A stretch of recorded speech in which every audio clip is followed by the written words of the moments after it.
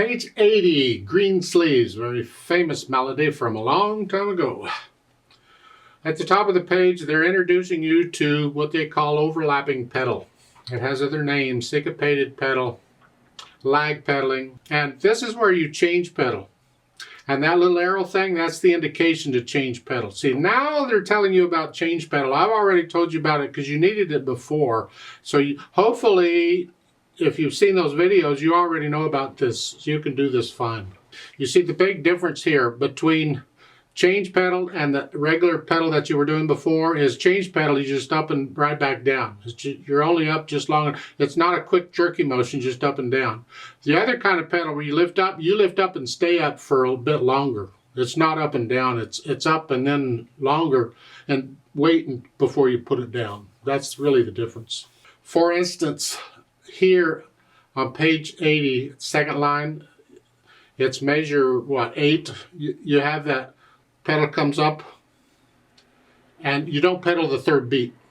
Well, that's why it's that way, and it's not a change pedal because it's not up and down. You up and it stays up for a bit and then you put it down. I'll talk more about it when we get to the pedaling. Talk about Greensleeves. It's just straight through. There's no repeat signs or anything. 3/4 time, no sharps or flats. We're in the key of A minor, sort of. I mean, there's a difference of opinion here at the beginning. I personally like an F natural there.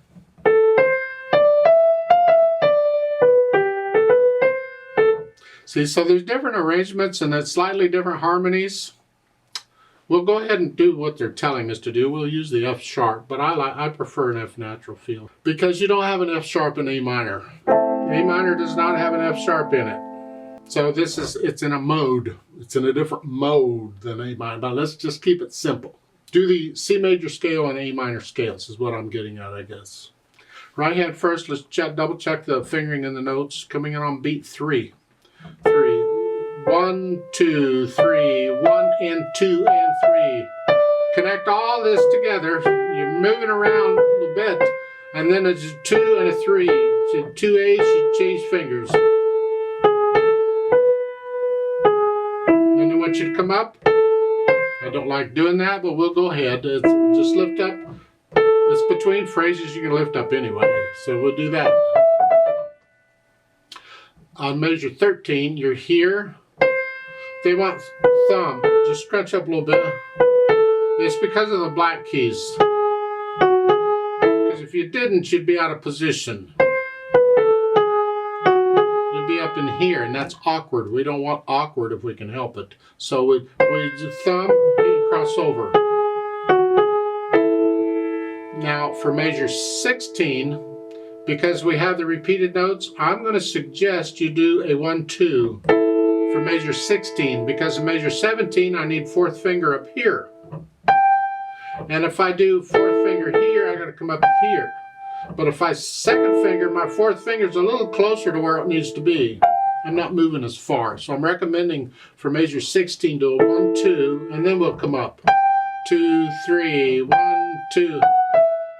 Now, measure 19, you see the 1-3 and there's a little asterisk there. The asterisk isn't part of the music, it's just indicating a footnote. We call this a finger substitution. You play the note with one finger, and while you hold the note down, you put another finger on it. And it could be any other finger, it depends on what the music needs. But we need to change hand positions, so we do that while holding the note down. I do this a lot. Some people do a lot of finger substitutions like me, and some people avoid them. They don't like them, they don't use them at all if they can help it. I encourage you to get good at them. So I encourage you to do that. And do it immediately. It doesn't have to be real quick immediately, just immediately after you get on it. And that's the way you're ready to go on and connect the notes. And on measure 21, I don't know why suddenly they're telling you 3rd finger there. I mean, you can come down here and do that. But this is the same we had over on measure 5. And they say 2, 3 for measures 5 and 6. I'd finger it the same way here. For measure 21, use 2 and then 3. It's the same passage, so I'm going to finger it the same way. Frankly, I think that's an error in the music. They probably should have done a 2 there. Now measure 27, you get the finger substitution again. You play that with third, and then put third finger on it so you can go on. In the left hand, you get the chords, triads, and then you come down one, you come down again, come down again. That was fun. Let's do it again. Measure 17, that's a C chord. That's about it for the left hand. Put them together. See, the left hand's tied. You don't play it again. Hold it down.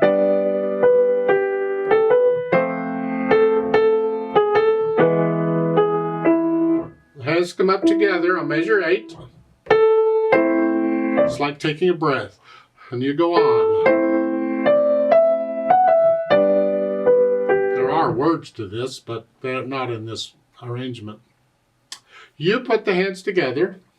And as far as articulation goes, you connect it, lift up for the phrases in the right hand. The left hand connected as best you can. You just lift up for the rest. You can lift up with the right hand like on measure 8. You can lift up with the right hand there.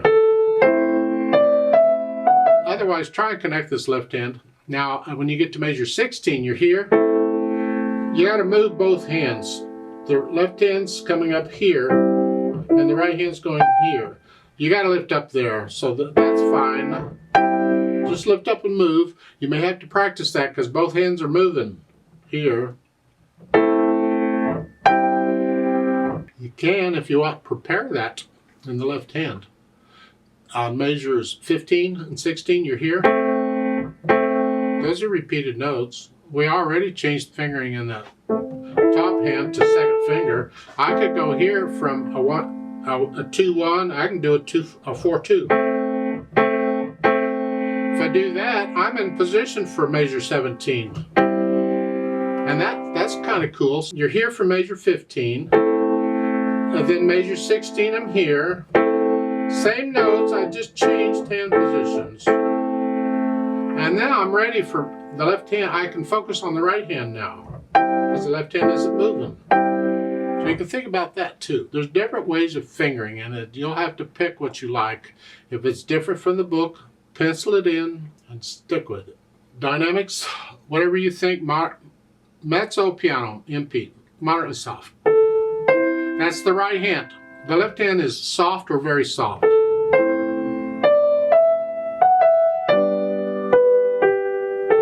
And you're staying in that area until measure 17. When you come up to moderate here, the left hand's still soft.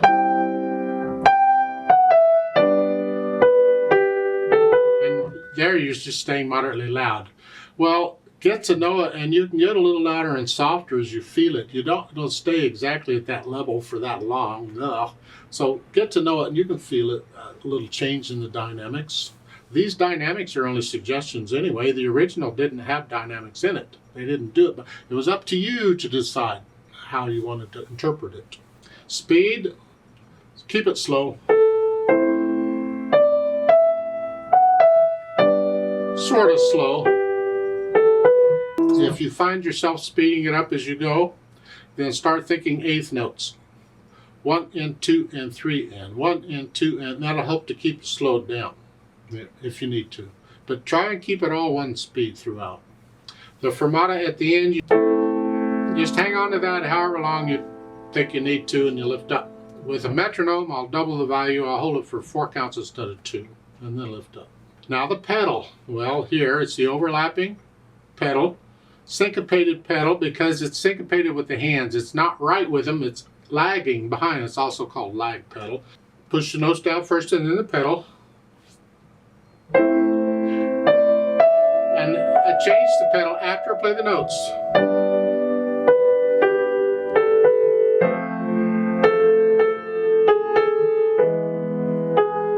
And then lift it up. There, I measure 8, lift it up with them. It's like taking a breath. I find that mushy. There. That's too much. So what they're doing is they're changing the pedal with a harmony, and that's quite common. We change the pedal. When you change the harmonies, you change the pedal. That's what they're doing. But there's other times we got to change the pedal also, and that's when, like the melody, I want to keep the melody fairly clean, and it's too mushy. So what I'm going to do is change the pedal on every measure. That helps to keep it sort of cleaned out.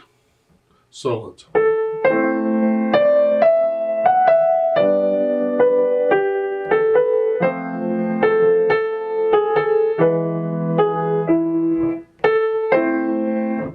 helps. Now, if the melody isn't changing, if nothing's happening, you don't need to change the pedal. It's like on measures 15 and 16, you're here. Notes didn't change, so I can keep the pedal down for those and then lift it up. It's not a change pedal here, it's a lift up. It's a new phrase, new section. And on measure 17 and 18, I don't need to change the pedal because it's the same note in the melody. And then change. So forth, and the same thing on measure 25 and 26. I can hold the, I don't need to change it here because the melody isn't doing anything. It's only when the melody is changing. In the last two measures, I can keep it down for both. I don't need to change it there either because nothing's changing.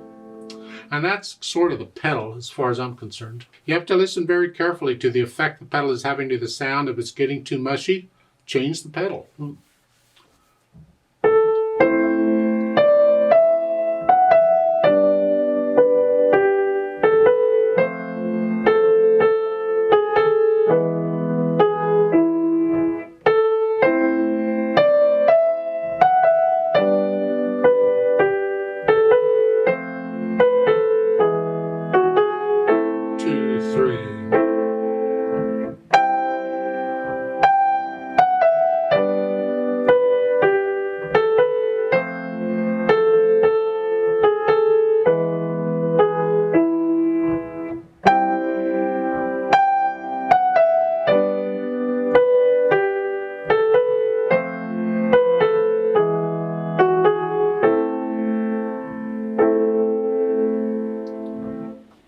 It's a matter of interpreting the music. If you want to put in a little retardando at the end, it was very common back when this was written. When you ended a piece, you'd slow down a little bit. It lets them know it's about to end.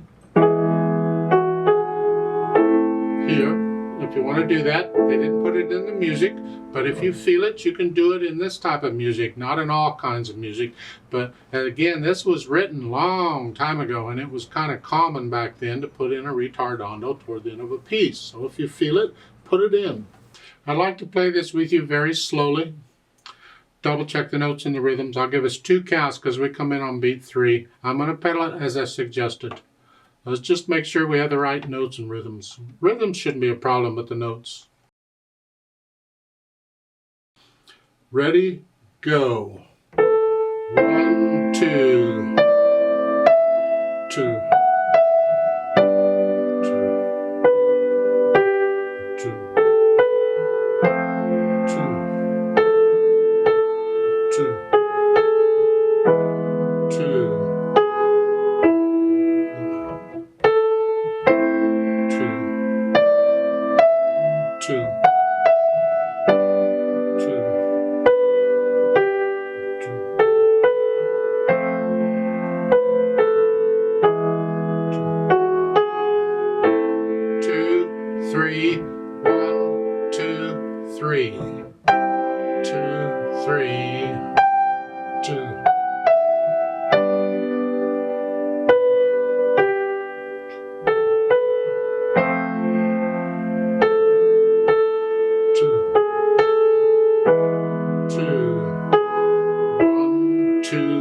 Rest. 2, 3.